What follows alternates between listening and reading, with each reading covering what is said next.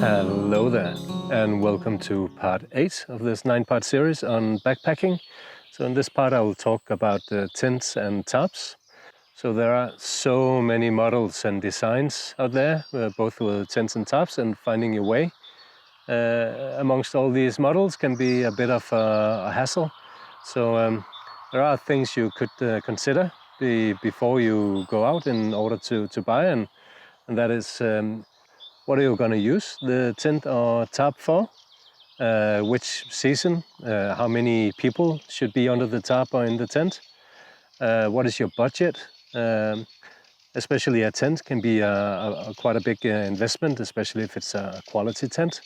So do a little bit of thinking first and write down what your needs are, and do a bit of research. And again, a good place to go is Outdoor Gear Lab.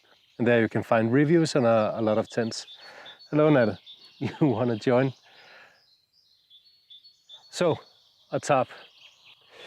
So the benefits of a tarp is, of course, it's very lightweight. It's just a square piece of material, and you can it's very useful in the forest. And you can hang it up between trees.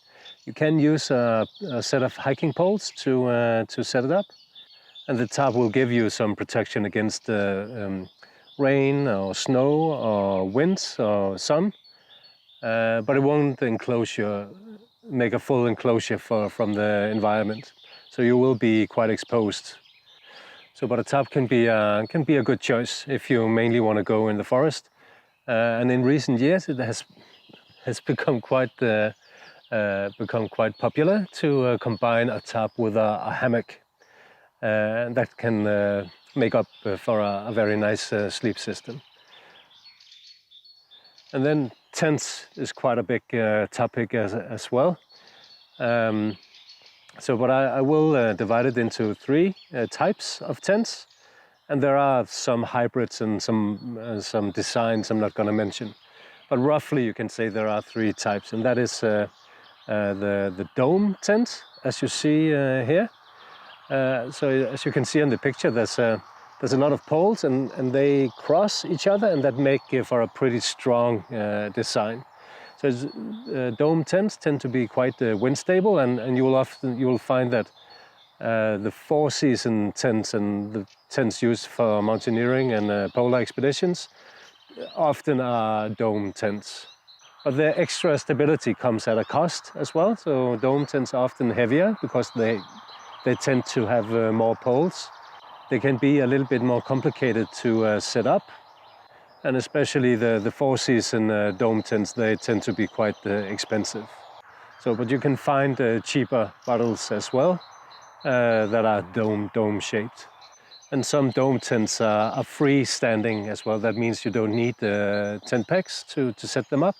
If you just put the poles in, that will stretch out the tent and make it functional without the pegs. So if you're going kayaking, for instance, and there's a lot of rocks at the coast and rock surfaces, then a dome tent might be a good alternative. And then you have the tunnel tents. That's another typical design. I'll put a picture up of a tunnel tent. So they have generally a bit fewer poles than the dome tents. And as you can see on the picture, the poles don't cross each other. So that means it's not quite as stable, and it's not as freestanding as a dome tent. So that makes tunnel tents a little bit more vulnerable to wind, and you have to set them up in the direction of the wind. So a tunnel tent is not designed for getting strong wind on the side. So the good thing about tunnel tents is that they tend to be quicker to set up compared to dome tents. They often have fewer poles, so that makes them a bit lighter and also easier to take down and pack when it's been in use. And then you have the pyramid tents like you see here. So they just typically need 1 pole to set up. So most of the tents you see along the trail tend to be dome tents or tunnel tents, is my experience. And then you have to consider if you want a single wall tent or a double wall tent. So the good thing about a single wall tent is that you only have one layer of material between you and the environment. That makes it lighter. But you do tend to get quite a bit of condensation in a single wall tent. That's one of the minuses. And then you have the double wall tents. So you have a outer tent and you have an inner tent. So the inner tent is breathable and the outer tent is waterproof. That means water vapor from sweat and cooking can get out. So there's a less condensation and a more comfortable indoor climate. And then you should consider if you want a vestibule in your tent. That means a space that is inside the outer tent and outside the inner tent. So a place for boiling water and making food, and a place to put your equipment and wet shoes and maybe wet clothing. So that can be really handy having a vestibule. But it does add extra weight to the whole tent. So there's a balance here between stability and weight and functionality that you have to consider. And then there's the price of a tent. So you get tents in a wide price range, from the very cheap camping tents. They can be just fine, but maybe you shouldn't take them into the mountains or into high winds.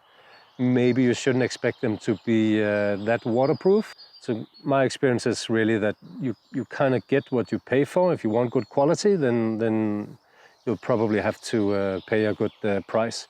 But a good tent, and if you take care of it, you will have for many years. So you can see it as an investment that you do one time. And then also in recent years, there's come a line of models of ultralight tents made from a Dynema fabric, a composite material that is very strong and very lightweight. They tend to be quite expensive, these tents, but if you're really looking for a super light tent, then one of these ultralight tents might be worth looking into. So this was just a very short introduction to tents. So you really have to do some research yourself and figure out exactly what you're looking for.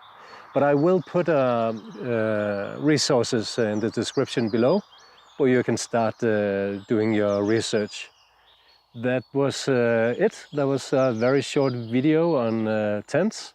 So I hope this might be a guide or a place to start for figuring out what tent type that fits your needs. So thank you for watching and have a good day.